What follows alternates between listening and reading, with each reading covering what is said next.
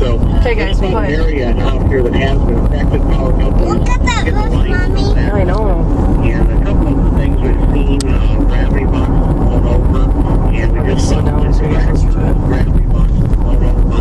East of Newell, gravity, the tractor tipped over the gravity box, tipped over and literally laid right on top. A lot of people out working right now in yards and the big thing really is just the debris between Fonda and stretching up the Newell, also by Helena. Just a lot of debris out there, and a lot of emergency personnel are still out working directing traffic, and mainly right now power crews with traffic is Debris in the field. Is that a house? right now trying to get Looks that way. It's like a trailer. I hate driving by thinking that's all. Oh my god. I know people, I'm sorry. That's just too bad.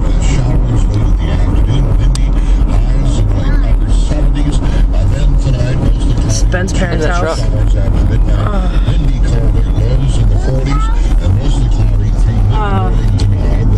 His name was Ben, and I'm pretty sure this is where his mom and dad lived when I was growing up in Shaler.